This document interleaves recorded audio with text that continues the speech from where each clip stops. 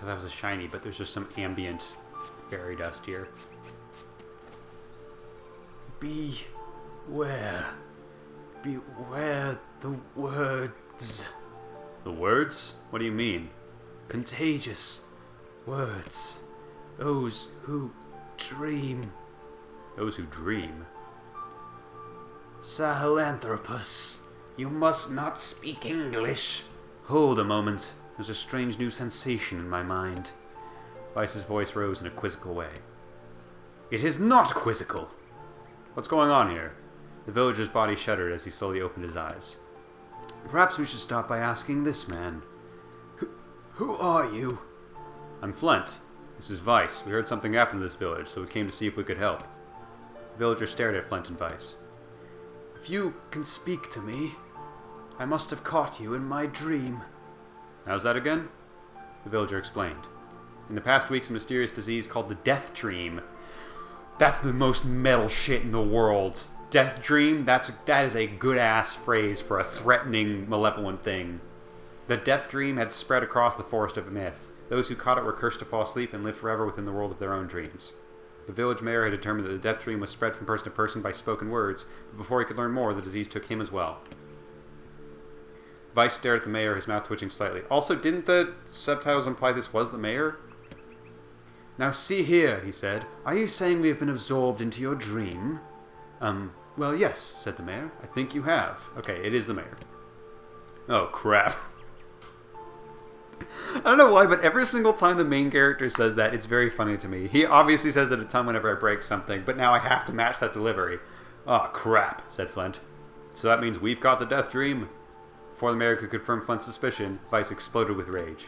Ridiculous, preposterous, completely unfathomable on every conceivable level. I don't even recall falling asleep. The mayor attempted to take Weiss's complaint in stride. That's just how the Death Dream works, he said, brushing aside the book's remarks. My remarks shall not be brushed aside, fool, and it would behoove you to remember that this world allows me to view all of its narration. Weiss, what the hell are you talking about? The mayor twisted his mouth into an embarrassed grimace, then quickly changed the subject to who Flint had seen and what they had discussed since coming to the village. Something there must have caused you to enter my dream, said the mayor. Ooh, we're fading to black. A certain conversation, a specific word. Something. Sealed verse, maybe? Flint and Weiss racked their brains, but could find no easy solutions. There were simply too many words to consider, too much random chatter, too many meaningless conversations. Something there would imply within the dream, right? There was not a lot of senseless conversation in the dream. Grimoire Weiss does not engage in meaningless conversations.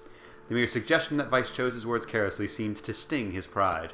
It does not seem to sting my pride, you bloated gas bag of a narrator. It has demolished it utterly. Irritated, Weiss looked skyward as if searching for answers in the heavens. I was doing no such thing. Just leave me alone already. The anger created by his harsh words bled over to Flint like a contagion. Wait, said Flint suddenly. Did someone just say contagion? Yes, I believe so. What of it? Well, that villager told us to watch out for contagious words, right? The mayor leaned forward with renewed interest, pushing a startled Weiss aside in the process. Well, he must have said something, right? Asked the mayor. Some specific combination of words. What was it? Who is the he in this? I assumed it was the guy we were talking to, but the mayor also said, through my dreams, I may have spread the disease onto you. The pronoun game here is legitimately a little confusing. It was about dreaming, or something that dreams, or... what the hell was it? A sheep? Cried Weiss suddenly, blurting out the first thing that popped into his head. The others stared at him for a moment before slowly shaking their heads. After a few more minutes of thought, Flint's face suddenly lit up. Wild guess, Weiss. I remember, he said. Those who dream. That's what he said, I'm sure of it. At this, the mayor produced a thick sheaf of papers from his pocket. He flipped through them a few times before finally nodding his approval at Flint. That sounds right, he said, as a stray sheet of paper flooded the ground. My notes also mentioned something about that. I bet it was the last thing you heard before you fell asleep. The mayor shook his head, his worn pencil stub tracing lines across a lone piece of paper. For the last month, I've done nothing but study the disease we call the Death Dream, he said. I mean, I'm the mayor, right? It's my job to protect people from whatever comes along, but I never expected a couple of outsiders to start entering people's dreams. The mayor paused, a grimace crossing his face. I should probably be taking notes or something. Weiss immediately fired back. I applaud the force of will it takes to research a disease in your dreams, he said, but perhaps we should bend your efforts to escaping this place instead of trying to understand it. The mayor's hand tightened around his pencil, snapping it off at the tip. I've tried to escape. From the very first moment I realized I was locked inside my own dream, I've been looking for a way out. But I don't think it exists. I mean, this is my dream, right? If there was an exit, I'd know about it. He paused for a moment, his unfocused eyes staring at nothing. My village was beautiful, he said to no one in particular. It was filled with the most wonderful people you could ever hope to meet. But once this disease took hold, things changed. It's like someone took a sponge and soaked all the color out of our lives. I just want us to be whole again. I want us to be free. The mayor's voice took a note of steely determination. And I won't stop trying until it happens. Flint nodded in agreement. I also would like not to be stuck in a dream. Huh? Wait a second, I didn't nod. Why are you... Look, if I... Wait, what? Look, we can be of any help, said Flint. Just ask. What is the main character... Flint's nod in agreement, then says I didn't nod, but then the next line is still him, it would seem.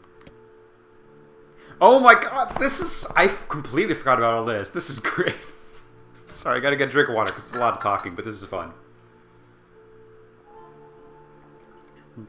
I think the opening premise is a little too confusing in terms of the mechanics of what's going on, but I do love this running bit of the characters slowly becoming aware of the narration, and the narration forcing them to do things. So let's just take that from the top. Flint nodded in agreement. Huh? Wait a second, I didn't nod. Why are you... Look, if we can be of any help, said Flint, just ask. Now hold on, I did not just say that. Silence, cried Weiss. The Grimoire looked from Flint to the mayor and back again, his face filling with confidence. Grimoire Weiss's face is always confident, thank you very much. Now see here, Mayor, you told us that nothing can exist in this dream without your knowing of it. But yet you seemed surprised to see us when we first arrived, yes?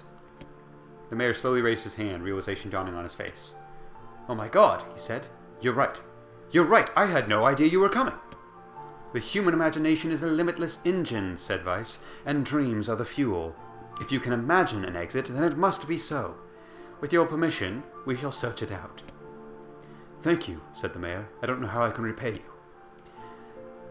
I assume this is still Weiss. Payment is not required. We are as eager as you to be done with this place. The mayor suddenly felt as if he could breathe again. He'd almost forgotten what it was like. Good luck, you two, he called to the departing forms of Flint and Weiss. We're all counting on you. As Flint slowly faded into the misty forest, the mayor was struck by a sense of déjà vu. I saw this man once before, he thought. But where? Flint's mood darkened as he trudged through the forest. Hours earlier, when the beauty of the place was still a new thing, he'd been confident they could get in, find the exit, and be home in time for dinner. But the deeper they went, the more the forest closed in around him. The mist made it difficult to see more than a foot in any direction, and moss-covered rocks seemed determined to twist his ankle. More than once he'd been forced to steady himself on the rough bark of a tree, and his hands now left small trails of blood on everything he touched. Additionally, Weiss was proven to be a spectacularly poor traveling companion. Unhindered by either terrain or physical effort, he spent most of his time urging Flint to pick up the pace and grumbling about their slow progress. Finally, after Weiss muttered something about legless turtles being more adept at navigating the environment, Flint snapped. You know what, Weiss? He cried. Go to hell. We're stopping. I need rest for a few minutes before I throw up. Flint leaned against a tree and tried to stretch the knots from his back. How can this stupid forest be so goddamn big? He muttered to himself.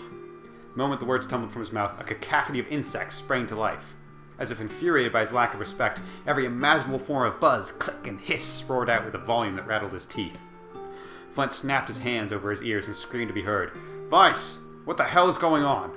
Flint could see Weiss's mouth moving, but he might as well have been shouting in a tornado. The insects screamed, the forest howled, and then, just as Flint's ears seemed ready to tear from his head and go running for cover, the sound diminished. Hesitantly, Flint removed his hand from his left ear and listened to the creatures of the woods.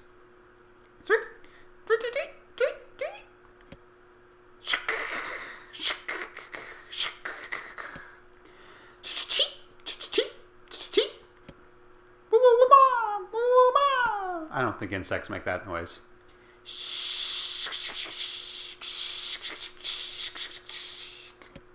As the insect symphony dimmed another decibel, Flint began to detect patterns in the sound. Hey, there's a noise for you. I hope it picks up. There's an ambulance driving by.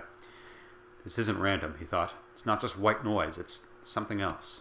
The insects weren't just calling out. They were asking a question. Ooh, and the music picks up. 1 with it suffers. 2 with it is ideal. 3 with it is dangerous. What is it? Secret, I'm guessing. By my pages, is this a riddle? I guess so. This kind of thing happens a lot in dreams, right? Maybe it's the key to getting out of this place. I don't encounter a lot of riddles in my dreams, but alright. God, this flashed me back to a riddle I gave my players.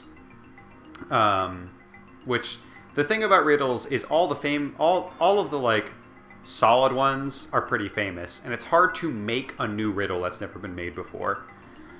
So, I gave them a riddle, and these are 8 people that I consider all of them to be fairly smart. And all of them working together for several hours, and also between sessions having multiple weeks to think about it, could not get it, and did not even have any guesses that were like, oh, you're so close. There were a couple where I was like, you're in the right direction. You're barking up a tree that's close to the correct tree, but none of them actually ever got it. I'll say the riddle, and because there might be some of my players watching, I'm not going to fucking tell you what the answer is, you idiot. You thought I was going to say it just now, didn't you? But no, I'm not saying it here.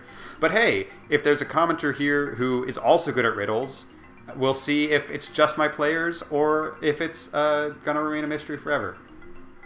The riddle is, it's what a river and wolf have in common, and too much of either proves irksome. Have at it, you viewers. In the meantime, I think I've solved this one, so let's see if we can get out of here. Then I leave it to you to answer. Oh wait, no, that's Weiss. Then I leave it to you to answer. 1 with it suffers, 2 with it is ideal, 3 with it is dangerous. What is it? The answer is... I think there should, for circumstances like this, there should be, like, 12 answers, I think. But that's the issue with putting a riddle in a video game, right? Is you have to make it so that the player can solve it. The only other solution, I think, would be, like, for Xbox, you could pull up the keyboard and have them type it out, but that would be very tedious. I'm curious what happens if I click this. But I'm also proud that I got it before I even saw the option, so I am going to do it. Inwardly furious that Weiss left the task to him, Flint sighed and gave the only answer that made sense. It's a secret. Right? The sound of the insect stopped as suddenly as it began. The forest undergrowth parted before Flint like a rippling wave, opening a new path. These forest arthropods are making a road for us, said Weiss with glee. Pleased at passing the test, Flint moved on with new intensity. The path offered his body relief from the undergrowth, but gave even greater cheer to his mind. As long as they were on a path, their journey held a purpose. I guess this forest has accepted us, huh? Said Flint after a bit. Weiss spun around to face his companion. Do not mistake the will of this forest for some happy pet you can suddenly befriend. We have no idea where this path leads. As Weiss finished speaking, the pair turned a corner and found themselves facing a clear forest spring. Smiling, Flint picked up a small rock and sent it skipping across the surface of the water. Good heavens, said Weiss. His surprise was understandable. Each time the rock struck the surface of the water, a musical note rang out. When the rock finally stopped moving and sank to the bottom of the spring, the ripples it left behind came together to form words. I enter through the window, but I break no glass. When night falls, I vanish. What am I? Ooh, there's a riddle theme. We had a slight pleasant guitar for a hot sec, and then it went back into riddle theme. I enter through the window, but I break no glass. When night falls, I vanish. When light, right? It's sunlight. Absurdly easy, barked Weiss. Now answer it. Flint grit his teeth and tried not to reach out and strangle his companion. He's right, after all. This one is pretty easy. Enter through the window, but I break no glass. When night falls, vanish. What am I? Sunlight. Sunlight. A plume of water suddenly burst from the spring. Sunlight filtered through the trees and reflected off the plume, creating a shimmering rainbow that spanned the entire horizon. In all my years, said Weiss softly, I have never seen such a sight. Perhaps I have misunderstood the intentions of this place. Hey, look, cried Flint, awaking Weiss from his daze. There's a house or something over there. Glancing in the direction of his friend's extended hand, hey, narration confirming they're friends. I wonder if Weiss agrees with that, but that's fun. Weiss saw a small cottage nestled among the trees. That's weird, isn't it, Weiss? I mean, who would build a house all the way out here? In a dream still, right? Flint walked over and pounded on the door. After a minute of solid banging, the door cracked open and a small man peered out. His body was cloaked from neck to toe in a large black cape, while his face was obscured by mist. Began Flint, but before he could get any further, the cloaked man held a hand up and began speaking. I have 4 vegs in the morning and 2 at noon, but I end the night with 3. What am I? Ooh, we also get some chanting with this one. Flint tried to ask the cloaked man who he was and what he was doing there, but he simply repeated the question. If we wish to engage this man in conversation, said Weiss, it seems we must answer his riddle. Yeah, I suppose, said Flint. At least it's an easy one. Yeah, this is like the most famous riddle of all time. Although this is an interesting trinity to allow me to choose from. I actually really like that I could also choose demon or angel. A man. The mist dissolved from the cloaked figure as he spoke a single word. Correct. With that, the man flung his garment aside, revealing his true identity. You're the mayor, cried Flint. The small man slowly shook his head. I am not the mayor you know. Now listen to my words. Long ago I saw a version of you that was not yourself. You saw... Wait, you saw what? I'm sorry, I don't understand a thing you just said. It will make sense in time. At present I simply congratulate you on cracking the seal of the Death Dream. Now you must go to the man at the forest entrance. With that, the man turned on his heel and slammed the door behind him. As Flint watched, mist seeped up from the ground and enveloped the cottage, erasing it from existence. When Flint and Weiss returned to the forest entrance, they found the mayor leaning against a tree. As soon as he caught sight of the duo, he sprang to his feet and scrambled over to them. Good gravy, he cried. You made it. You actually made it back. His left hand grasped Flint's hand and pumped it so fiercely it threatened to dislodge from the socket, while his right seized Weiss by the cover and swung him through the air. Gah! By the heavens, stop shaking me, fool! We have not even told you if he was successful or not. The mayor smiled broadly and shook his head. I'm just happy you're alive. I didn't think I'd ever see you again. Flint withdrew himself from the mayor's eager handshake with a slight smile. We broke the Death Dream seal, he said. At least, I think we did. The mayor's face beamed as Flint filled him in on the details. When the tale was done, the 3 of them laid down on the forest ground and fell asleep. Wait a second. That's probably more Flint. That's crazy. Wait a second, that's crazy. Why don't we just lay down and go to sleep? This is one hell of a story. Cease your endless prattle and go to sleep, fool. Fighting against the rules of this place is futility itself. Flint and the mayor obediently reclined atop the grassy earth. Have you forgotten, continued Weiss, it is words that control the Death Dream, words that allow us to move from place to place. No matter how unnaturally they seem, the words are absolute. Therefore, if the words tell us to sleep, then sleep we shall.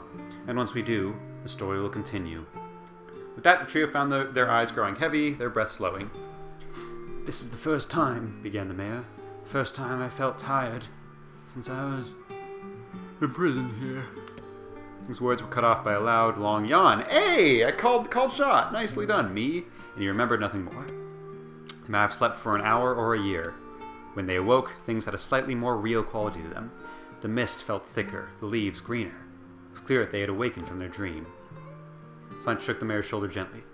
Good news, he said. We made it. Oh, wow, said the mayor in an odd voice. We did. I'm back.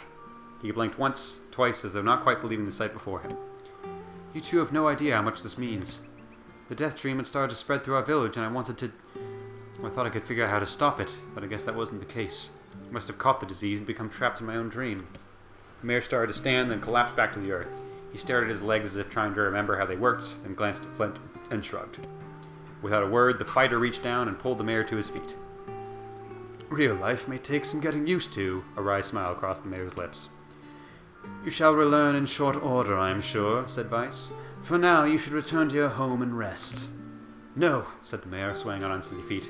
No, I can't. Some of the villagers are still trapped in the Death Dream. I have to save them. The mayor slowly made his way to the vine tree in the center of the village, then bowed his head and prayed silently. This is a holy tree, he explained when the prayer was finished. It's the guardian of our village's history and memories. Morally, you would say it's a good tree, unlike some of those evil trees you can find from time to time. Superstition will only make our mission harder, muttered Weiss. We should not put our faith in the gods. The mayor shook his head. Not the gods, the words. Legend says that our tree is home to a powerful magic known as a sealed verse. Flint and Weiss could not contain their surprise. It seemed a goal had been found in the most unexpected of places. I say, muttered Weiss, this is certainly a stroke of luck. As the 3 of them said their goodbyes, Flint mentioned the strange man who had given them the 3rd riddle, the mysterious words he had left them with. I once saw a version of you that was not yourself, muttered the mayor. What in the world? Lost in thought, he stared into space for a long moment. You know, he said softly, this is going to sound weird, but I had a feeling I'd seen you before too. Flint tried to keep a straight face and failed, but the mayor didn't seem to notice. Deja vu, right? Anyway, I figured it's just some kind of illusion created by the death dream. It probably doesn't mean anything. Flint gave the mayor a nod and a smile, but inwardly his thoughts were racing. There's something wrong about the mayor and his words. I wish I understood what the hell was going on here. That riddle would prove to be the most difficult one of all. Oh, thank you so much. Now I can finally return to a normal life. This is one of the most bizarre diseases I've ever encountered. I know. That's why I have to help the other villagers no matter what. Got a sealed verse. Dark execution magic. Some magical spikes from the ground to impale enemies. Charge to increase the number of spikes. That one it's worth trying out. And it's definitely not a threatening word to ascribe to a certain attack. For a sealed verse, that didn't take much effort. Just a lot of pressing A. Yes, all a touch too easy, if you ask me.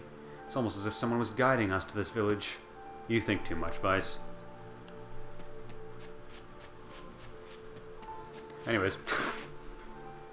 What a wacky thing. I'd completely forgotten about that. I don't think that's the last time we'll have a point in the game where it fades into just a bunch of text to read. But I'd forgotten it happens multiple times.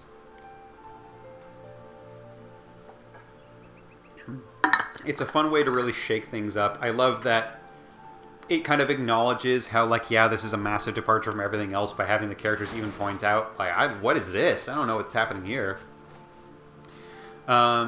I think the way the death dream is presented could just be a little more clear. Like, obviously, it's supposed to be a mysterious thing where you're not entirely sure what's going on, right? But there's a little bit to the... Like, is it a mystery? The person that we dreamed about back in our village? Was that the mayor? What exactly caused us to be able to hear them? What actually words spread the disease to us? Because I don't actually think that made much sense. Did Yonah get sick? Because Yonah had the same dream. I don't know, there's a weird amount here of... It's unclear the actual starting point of that whole sequence. But the overall concept, I think, is really, really neat and really fun. And we have some more side quests. And another victim. This work certainly is trying. Oh, I see. Why don't we save so we don't have to do the big one again? I assume these will be a little bit shorter, but...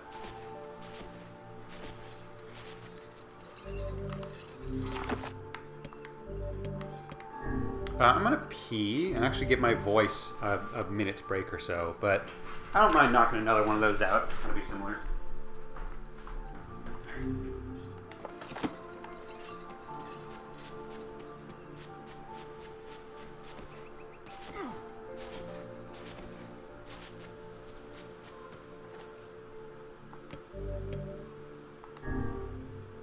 I'm surprised, Weiss. Your book, all this word stuff, should be right up your alley. I was going to say, they said, like, be careful of words, and I really thought it was going to tie into the fact that we are collecting words to make Weiss more powerful, and maybe that's not the best thing in the world. Yes, quite. Well, enough chatter, let's be off. A colony of massive sculptures was visible in the distance, their tall forms scraping against the sky. Weiss and Flint had never seen such a sight, and their eyes widened as they tried to take it in. Hey, Weiss, keep walking, but those things don't get any closer. I don't get it. Are they really that big? As Weiss considered his answer, the sun beat down on them with renewed ferocity. Perhaps they're a manner of mirage, he said. Under this heat, a mirage or two would certainly be an unexpected sight. No, that was still Weiss. A lot of talking today. Under this heat, a mirage or two would hardly be an unexpected sight. Flint nodded and wiped the sweat off his brow, leaving a trail of sand in its place. He thought he'd never been so thirsty. The ancient road on which they walked was black and cracked with age. Here and there, thin wisps of grass pushed up through the rocky surface, as if defying those who had laid this material down over their home. The heat reflected from the road made Flint lightheaded. Suddenly, he dropped to his knees and slammed his hand against the black surface. God damn it, he said. Is this some kind of joke? Well, I'm not laughing. NieR, it's been 4 screens of text. It has not been that long. The complaining had already begun. Weiss tried not to let his eyes roll too much. A joke, he said. No joke. This road leads to the city of art. Perhaps the path itself is simply some manner of grand artistic work. Oh, come on. That's bullshit, and you know it. Possibly. But thinking of it in this way might make it easier for you to bear. Flint glanced at Weiss's grinning face. Not a thing that Weiss's face can do. cursed silently to himself and resumed walking. As time passed, Flint's feet grew more painful and his throat drier than he thought possible. Same, I'm talking a lot. He tried not to look further than the next step ahead because the bright sunlight made him hesitant to trust his own senses. "We are certainly getting closer," said Weiss in an effort to cheer his companion. "Yes, this much is certain." Encouraged, Flint lifted his gaze. Suddenly he stopped walking, choosing instead to stand in the middle of the road with his mouth and eyes wide open and his finger pointing in the distance. "Water!" he cried. "It's water!" "Water?" asked Weiss. "Preposterous. I don't see any water." "It's right there, idiot. Can't you see it? Look, the sun is reflecting off it." Without waiting for a response, Flint sprang to life and bounded toward the side. "What in the—" There was no water. I'm sorry, that was Flint again. "What in the—" There was no water. There was nothing but sand in every direction. Flint closed his eyes and sighed as Weiss floated up behind him, chuckling softly. "I believe this is known as a mirage," he said. "Many a desert traveler has spoken of such things. Didn't we just talk about that?" Flint shook his head, bewildered. Suddenly he pointed off in the distance, his eyes wide once more. "Wait, there it is. I just missed it. Look, it's right there." Flint sprinted off again, leaving Weiss with no choice but to follow. After a few minutes of running, Flint came to a halt. He could have sworn it was right around here. Confused, he put his hands up to his eyes and rubbed them vigorously. As soon as he stopped, he noticed a blue, shimmering pool of clear water just over the next rise. With a shout, he bounded off in search of it. The chase continued for nearly an hour until an exasperated Weiss finally floated up to Flint and struck him in the face with his cover. "You damn blithering idiot! Stop this at once! There is no water here!" Flint's face clouded. There isn't?" "There is not, and perhaps next time you will listen to me when I tell you as much." Weiss paused for a moment, then continued speaking in a slightly kinder tone. "However, I suppose this mad chase was not altogether wasted. It seems we have arrived in the City of Art." Flint looked up. Stretched out before him was a row of impossibly tall sculptures. Their journey was at an end. "They're huge!" cried Flint, completely forgetting the heat and pain of the past few hours. I've never seen anything so big." Each sculpture was formed from roughly the same shape, a tall rectangle that stretched up toward the sky, but that is where the similarities ended. Most were covered with panes of glass that reflected the light in 1,000 directions, while others seemed to be nothing but frames of steel. Some had tall spires on their tops, while others possessed triangular caps. "What kind of city is this?" said Flint. "Where are the people? Where are the houses?" "Perhaps the land is intended exclusively for artistic use." The debate continued as they made their way through the city. Miracles of artistry were everywhere. Great iron crates with wheels sat silent on steel rails. Beautifully carved works with lights of red, amber, and green dangled over every street. I've picked up that it's supposed to be a post-apocalyptic city, and this is skyscrapers. Beautifully carved works with lights of Oh, it's traffic lights! Oh my god, I can't believe it took me that long. That's why they're dangling over the street. Iron crates on wheels, obviously trains. Skyscrapers being rectangles, but they're not alike in design. No houses anywhere, yeah. As they moved away from the massive sculptures, they found a great array of smaller ones. Some were covered in glass or brick, but many were composed of materials they'd never before encountered. The sheer variety of colors and styles was staggering. Unable to find... Would they be able to tell if the traffic lights are green, yellow, and red? They're probably not lit with electricity. Like, if you go up to an unlit traffic light really close, you can see that there's a slight coloration. But if they're just, like, walking through the city, I don't know if they'd be looking close enough to notice the color. Anyways. Unable to find a theme or person to the abstract works around them, Flint and Weiss eventually fell silent. On the outskirts of the city, they discovered 3 sculptures in the shape of humans. Flint uttered a sigh of relief as he approached them. Finally, he was getting tired of modern art. The 3 statues were indistinguishable except for a single word chiseled into their right arms.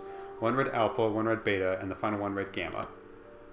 As Flint moved to touch the nearest sculpture, a bird flew from the top of one of the sculptures. Lighting on the statue's shoulder, it made a brief, beautiful song that took the form of words. "Only one form is real. The others are false. The real form will always speak the truth. The false ones will speak only lies." With that, the bird departed. As if on cue, the 3 statues shuddered life, acquiring color and form as they began to breathe. "Hey, look at that," said Flint. "They're alive." The triplets bowed low before Flint. "Please," said Alpha, "you have to get me out of this nightmare. I am real." "Stop lying," said Beta. He turned to Flint and threw his hands in the air. "Alpha's a fake, you know. I'm the real one." "What a load of crap," said Gamma. "Beta is a fake. Everyone knows I'm the only real one around here." "Excuse me, don't you think you're missing someone?" said Sigma, and everyone turned and clapped, and they said, "That's obviously the real one." Their respective pleas given, the 3 statues returned to their frozen state of silence once again and enveloped the city. "When you consider all the statements, only one of them could be the real thing," said Weiss. Flint furrowed his eyebrows and considered his answer. I thought it was going to be what question do you ask them, but I didn't realize I was supposed to be paying attention to the specific things they were saying.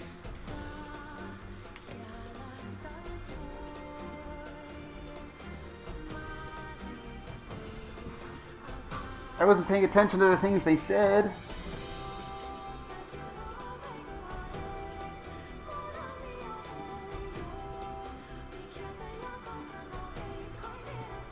Alpha said, I'm real.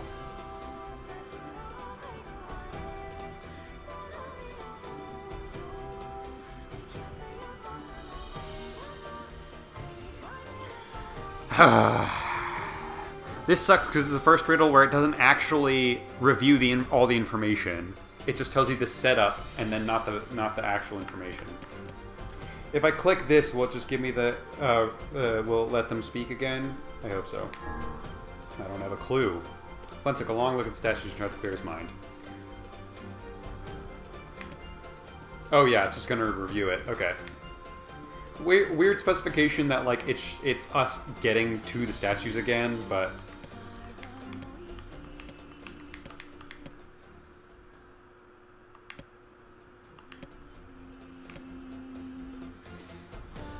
Alpha says he is real.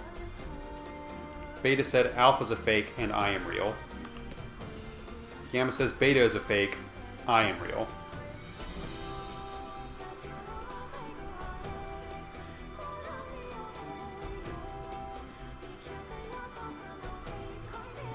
Like, my gut is telling me Beta and Gamma are essentially saying the same thing. Alpha's the only one whose statement is slightly different because he doesn't claim anyone else is a liar. Okay, so let's review. They specify only tell the truth, right?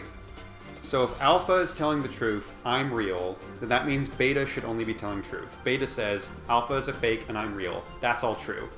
Technically on a technicality, Gamma says Beta is a fake, I'm the only real one. But if Alpha is the real one, the statement Beta is a fake is true. So actually, if we're going by the literal definition of they only speak lies, Alpha can't be real because then Gamma is telling a half-truth. If Beta is real, he is saying Alpha is fake and I'm the real one.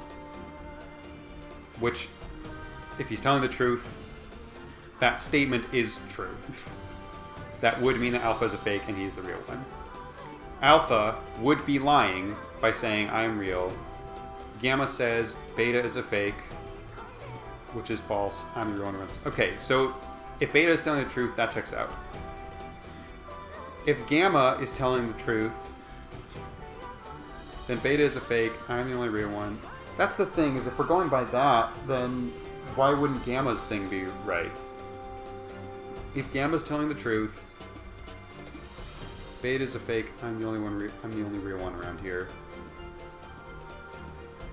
I guess the weirdest of that sentence, I'm the only real one, is also false because we're real, but is that how we're supposed to interpret it? If Gamma's telling the truth, then Alpha is lying. Alpha says I am real, which would be a lie. Beta says Alpha is a fake. I'm the real one. But that's another thing that would be wrong, right?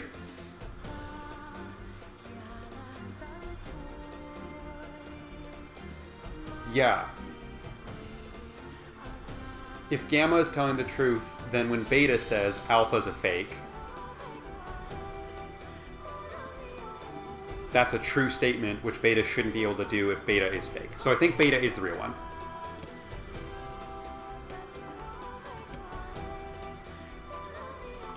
False ones will speak only lies. I think it's Beta.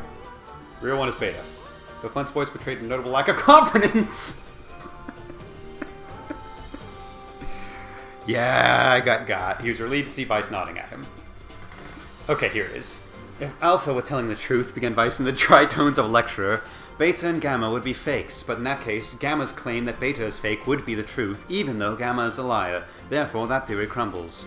Now let us presume that Gamma spoke the truth. That makes Alpha and Beta liars. In this situation, however, Beta is calling Alpha a liar, which would leave us with two statues telling the truth. Finally, let us assume Beta is telling the truth. If so, Alpha and Gamma's lies would make sense. Therefore, Beta must be real. As Weiss finished his explanation, Alpha and Gamma crumbled soundlessly in the dust while Beta sprang to life once more. Congratulations, villager, said Weiss in a cheerful voice. The time to awaken has arrived. Thank you for saving me, cried the villager. He dropped to his knees and bowed his head as low as it could go before an uncomfortable Flint pulled him to his feet. Why did you have a dream like this? Asked Weiss. Have you been to the city before? The villager slowly looked around at the bizarre objects and sculptures that dotted the landscape and shook his head. I don't think so. I mean, it's impossible, right? There's no way I could have ever been to a place like this, but at the same time, I feel like I've seen it before. Deja vu, muttered Flint. It's just like that damn mayor. Stupid idiot mayor with his weird deja vu. The vague sense of unease that struck Flint during the mayor's dream spread once more through his mind. But anyways... Okay. That was terrible. I am positive I have seen that place before. Stop. I got enough foreboding crap from everyone else in my life. Don't you start too. Okay, that was a decent length. It was not as long as the mayor's. It was only one riddle. I liked that, and with that in mind, I think I can knock out one more. The thing, if we don't do this now, we have to come back to the village later, which will be out of our way. So it is, even though it is not fun for me to have to do all the voicing at once.